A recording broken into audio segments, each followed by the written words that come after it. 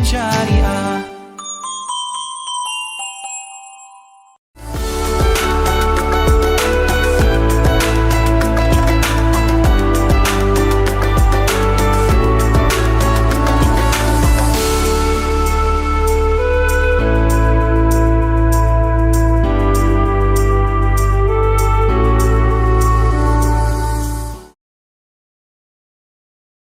Dipersembahkan oleh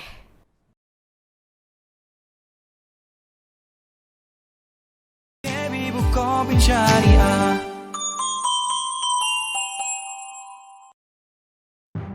Assalamualaikum warahmatullahi wabarakatuh. Alhamdulillah, wassalatu wassalamu ala rasulillah Muhammad ibni Abdillah wa ala alihi wa sahbihi wa mawalah, amma ba'd. Pemirsa Kolak dimanapun Anda berada, masih tetap semangat menunaikan puasa Ramadan. Seperti biasa, kita akan buka acara Kolak ini dengan pantun tetap kita. Bunga melati, wangi semerbak, mekar merekah di taman kota.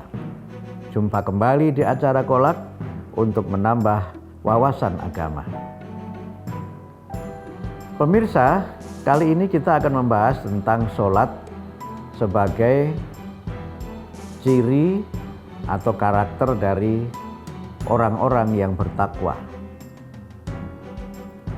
Di dalam Al-Quran, surah Al-Baqarah, di pembuka surat Al-Baqarah itu Allah berfirman, Alif Lam Mim, Dzalikal kitabu la raiba fih, hudal lil muttaqin, alladzina yu'minuna bil ghaibi wa yuqimunas sholata wa mimma razaqnahum yunfiqun. Alif Lam Mim, hanya Allah yang maha mengetahui artinya, atau sebagian menerjemahkan dengan Alif Lam Mim. Ini di dalam kajian tafsir disebut sebagai Mafatihus Suwar atau pembuka surat-surat di dalam Al-Quran, yang kalau saya hitung dari 114 surat di dalam Al-Quran itu ada 29 surat yang dimulai dengan huruf muqatta'at atau potongan-potongan huruf yang menjadi pembuka dari surat-surat di dalam Al-Quran. Kalau saya perhatikan, setelah huruf-huruf muqatta'at,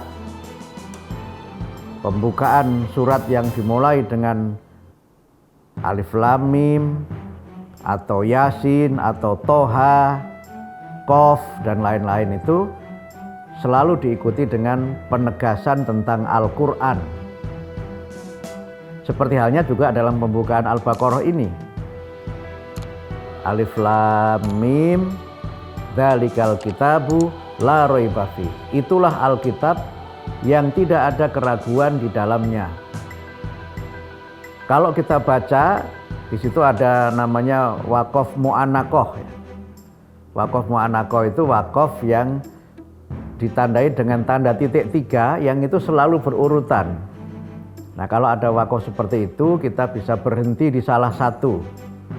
Kalau berhenti di depan, maka yang belakang harus wasol.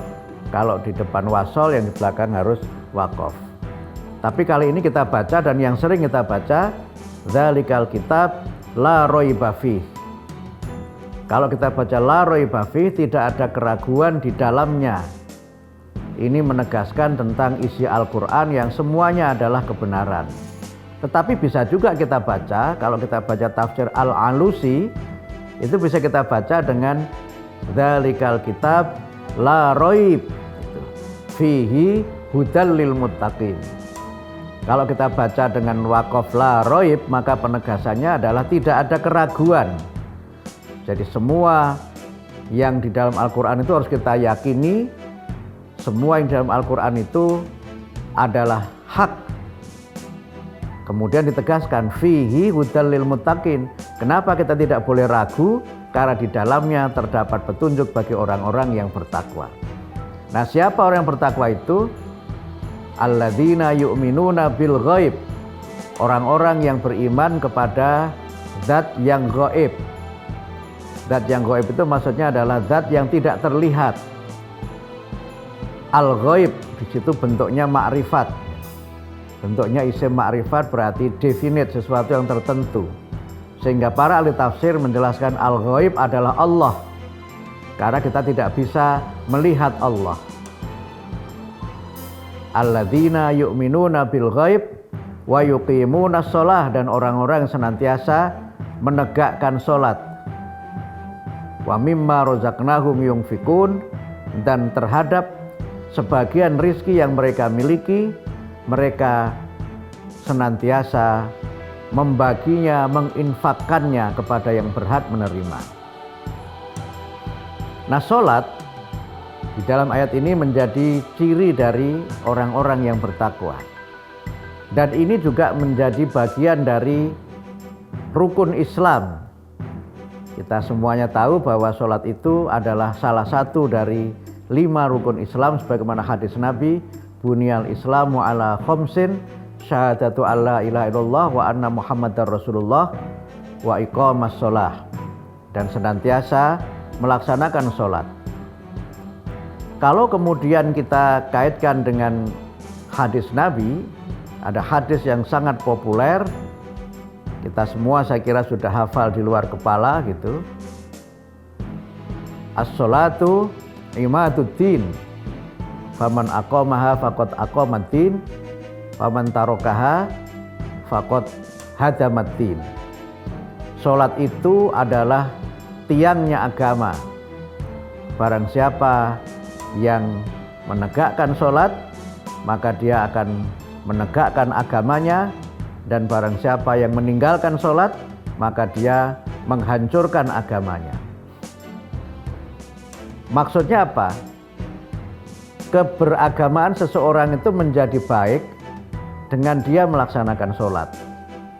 Dan kalau orang tidak melaksanakan sholat, maka keberagamaannya menjadi rusak. Sehingga ada yang mengatakan kalau orang itu mengaku dirinya beriman tapi tidak sholat, itu imannya tidak sempurna. Orang mengaku dirinya Islam tapi tidak sholat, bahkan tidak puasa, itu sering disebut sebagai nominal muslim, atau sering disebut dengan Islam KTP. Kalau dihitung di sensus disebut muslim, tapi dalam kaitan dengan kualitas keimanan, dia belumlah disebut sebagai seorang mukmin yang sejati, sebagai muslim yang sejati, karena dia tidak melaksanakan sholat.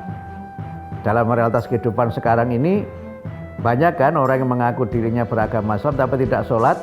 Tapi menariknya, tidak sedikit juga mereka yang tidak sholat tapi puasa. Nah, yang repot itu tidak sholat dan tidak puasa. Nah, mudah-mudahan kita tidak termasuk kelompok yang mengaku beriman, mengaku Islam tapi tidak sholat dan tidak puasa. Mudah-mudahan kita termasuk kelompok yang beriman kepada Allah, kemudian melaksanakan sholat dan melaksanakan puasa Ramadan. Nah, bagaimana kaitan antara sholat sebagai ciri dari orang bertakwa? Kita akan bahas pada segmen yang kedua. Pemirsa Kolak dimanapun Anda berada, saya akan baca pantun kiriman dari pemirsa. Silahkan kalau ada pemirsa yang ingin berkirim pantun, bisa dikirim ke TV-mu. Pantun kali ini, duduk santai di pinggir kolam, senang melihat banyak ikan. Sholat 5 waktu sehari semalam, kita tunaikan perintah Tuhan. Pemirsa, melaksanakan sholat itu tidak sekedar sesuatu yang sifatnya fi'liyah. Tetapi melaksanakan sholat itu harus kita tegakkan. Hampir semua ayat yang berkaitan dengan sholat digunakan lafadz qoma atau aqoma, yukimu, dan berbagai mutasorrif atau kata bentukannya. Karena itu maka qoma itu sering diartikan dengan menegakkan, Qoma yakumu itu artinya membangun dengan tegak, membangun dengan konstruksi atau membangun dengan landasan yang kuat. Karena itu maka dalam kita melaksanakan sholat ada 5 hal yang melekat di dalam pelaksanaan sholat itu kaitannya dengan takwa. Yang pertama, sholat itu harus kita tunaikan karena Allah. Ini menjadi pangkal yang pertama. Kita tunaikan karena Allah dan kita melaksanakannya sebagai wujud dari keimanan dan kepatuhan kita kepada Allah. Karena itu maka sholat itu menjadi diterima kalau kita melaksanakannya karena Allah. Sholat karena Allah itu menjadi pembeda antara kaum beriman, orang-orang mukmin dengan orang-orang yang munafik. Orang-orang munafik itu melaksanakan sholat juga, tetapi mereka ketika diperintah untuk melaksanakan sholat, mereka menunaikannya dengan malas-malas. Wa idza qamu ila sholati qamu kusala yura'unan nas wa la yadhkurunallaha illa qalila. Kalau mereka diperintahkan untuk sholat, mereka itu melaksanakannya dengan malas-malas. Dan mereka tidak ingat Allah dalam sholat itu, kecuali hanya sedikit saja. Orang-orang yang munafik, orang-orang yang nifak, menunaikan sholat karena manusia, karena ria. Yang karena mereka ria, maka justru mereka celaka dengan sholat itu. Karena itu maka pada prinsip yang pertama, kaitan antara sholat dengan takwa itu adalah sholat itu ditunaikan karena Allah dan dilaksanakan dengan sepenuh iman. Yang kedua, kita melaksanakan sholat itu sesuai dengan syariat, sesuai dengan ketentuan. Dan syariat itu yang menjadi pembeda antara sholat yang kita ikuti dari sunnah Rasulullah dengan sholat umat Nabi yang terdahulu. Umat Nabi terdahulu itu sama-sama melaksanakan sholat, tapi cara sholatnya berbeda dengan sholat kita sekarang ini. Kemudian yang ketiga, dalam melaksanakan sholat itu kita harus senantiasa melaksanakannya dengan khusyuk. Melaksanakan sholat dengan khusyuk itu sesuatu yang tidak mudah, sesuatu yang sangat berat. Di dalam ayat Quran yang juga sudah kita bahas dalam episode terdahulu, wasta'inu bis-sabri was-shalah wa innaha lakabiratun illa 'alal khashi'in. Hendaknya kamu minta tolong kepada Allah dengan sabar dan sholat, dan sesungguhnya minta tolong dengan sabar dan sholat itu sungguh sangat berat, kecuali bagi orang-orang yang khusyuk. Karena itu maka sholat harus kita tunaikan dengan khusyuk. Dan khusyuk itu artinya adalah tunduk, dengan penuh ketundukan, dengan penuh kepasrahan. Sehingga kalau kita mencoba menghayati bacaan dan gerakan-gerakan sholat, maka kita memang menyerahkan dan tunduk sepenuhnya pada apa yang diperintahkan oleh Allah, dan kita menundukkan diri kita sepenuhnya di hadapan Allah. Sholat itu menurut definisi para ahli fikih adalah ibadah yang dimulai dengan takbiratul ihram dan diakhiri dengan salam, dengan bacaan dan dengan rukun dan gerakan yang sudah ditentukan. Kita membaca takbiratul ihram, Allahu Akbar, Allah Maha Besar, yang itu artinya kita mengakui bahwa kita ini kecil, kita ini nothing, we are nobody, kita bukan siapa-siapa di hadapan Allah. Allah lah Tuhan yang Maha Besar. Sehingga dengan itu maka semua gerakan-gerakan kita itu menggambarkan betapa kita ini memang harus tunduk pada Allah. Kita ruku, kemudian kita sujud. Pada saat kita ruku kita membaca Subhana Rabbiyal Azim, Maha suci Allah yang maha agung.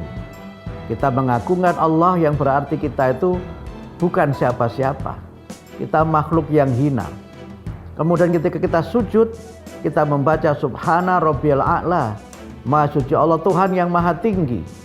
Kita menempatkan diri kita pada posisi yang serendah-rendahnya, dan kemudian kita mengakui Allah sebagai Tuhan yang maha tinggi. Kemudian kita mengajukan banyak sekali permintaan kepada Allah karena ketidakmampuan kita, karena kelemahan-kelemahan yang ada pada diri kita. Kemudian yang keempat, ketika kita sholat itu kita harus menghadirkan Allah. Kita harus ingat Allah dalam setiap gerakan-gerakan kita. Sehingga sholat itu di dalam Al-Quran disebutkan sebagai bagian dari ibadah yang senantiasa membuat kita ini ingat kepada Allah. Di dalam surat Toha disebutkan, Innani anallah la ilaha illa ana fa'budni wa aqimis sholata lidzikri. Sesungguhnya aku ini adalah Allah. La ilaha illa ana fa'budni, tidak ada Tuhan selain aku, maka hendaknya kamu hanya menyembah kepadaku, dan hendaknya kamu dirikan sholat, kamu tegakkan sholat agar kamu senantiasa ingat kepada Allah. Jadi ingat kepada Allah itu dengan cara menunaikan sholat. Dan ketika kita sholat, kita harus senantiasa ingat Allah. Dan karena itu maka setiap gerakan kita itu juga gerakan yang kita itu attached to Allah, selalu terkoneksi dengan Allah. Bacaan-bacaan mulai dari Al-Fatihah dan seterusnya itu semuanya kita menyebut dan mengagungkan asma Allah. Ketika kita rukuk, kita i'tidal, berdiri tegak, kita membaca Sami Allahu liman hamidah. Semua gerakan kita tandai dengan membaca kalimat-kalimat takbir dan kemudian doa-doa yang di situ kita panjatkan kepada Allah, meminta berbagai kemuliaan dan berbagai kebaikan untuk kita dan untuk orang-orang di sekitar kita. Itulah prinsip yang keempat, sholat sebagai ciri dari orang bertakwa. Bagaimana prinsip yang kelima? Kita akan bahas pada segmen yang ketiga.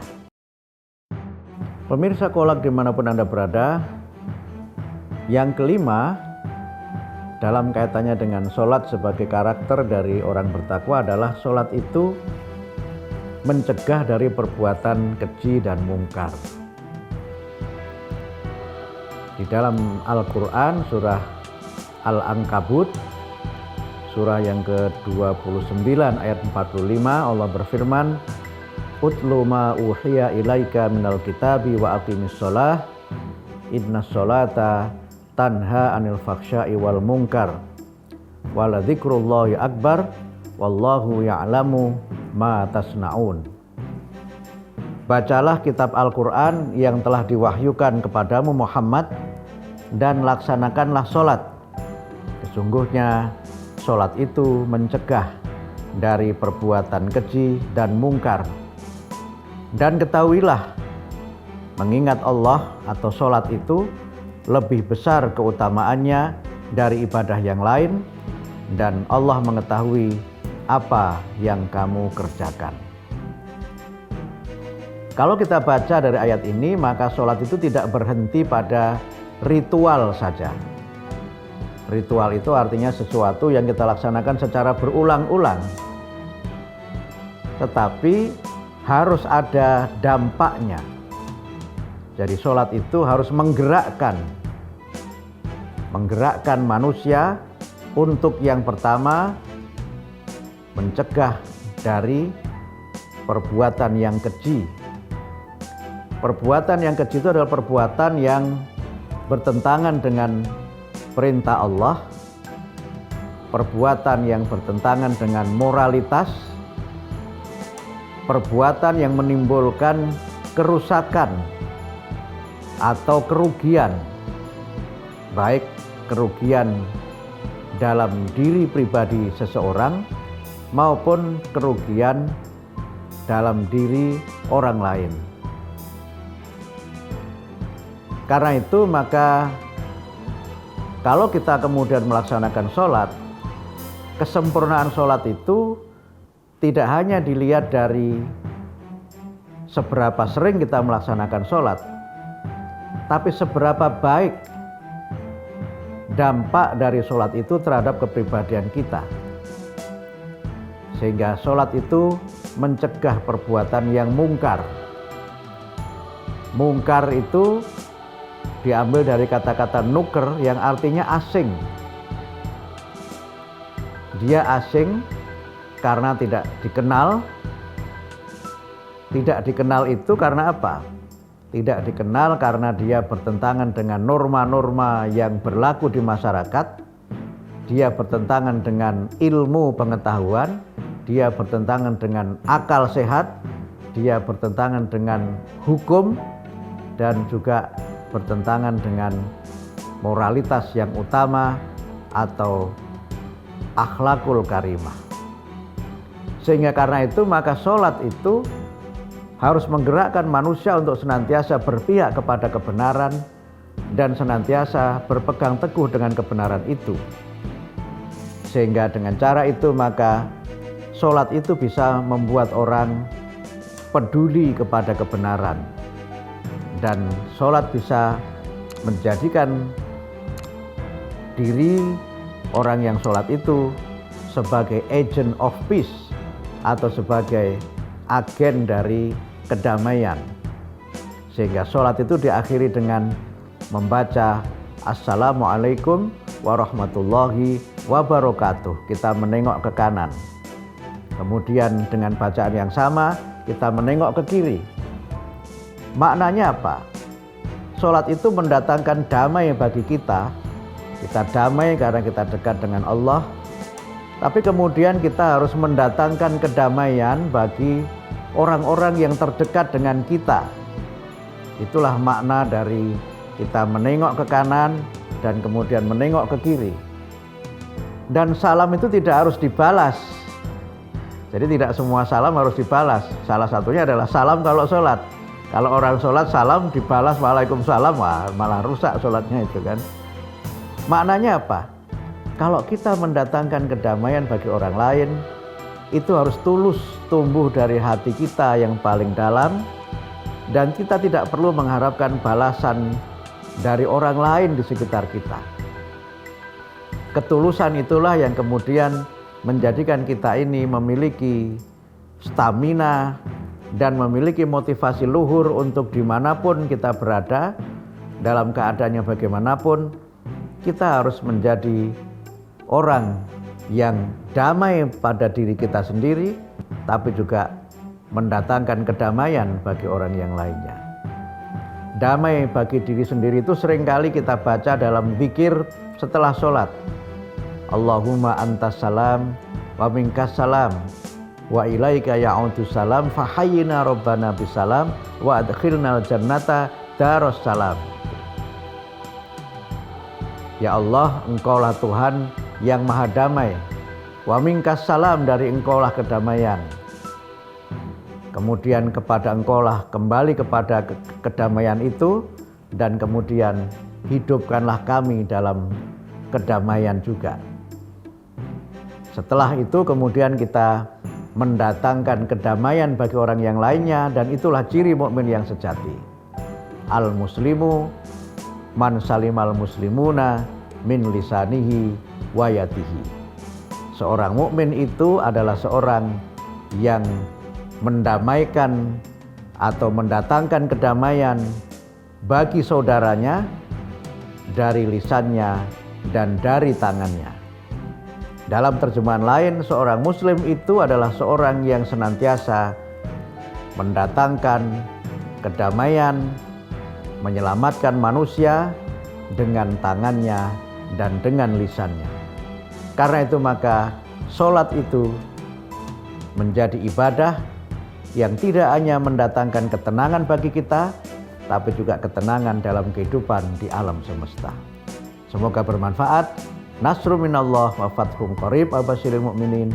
Wassalamualaikum warahmatullahi wabarakatuh.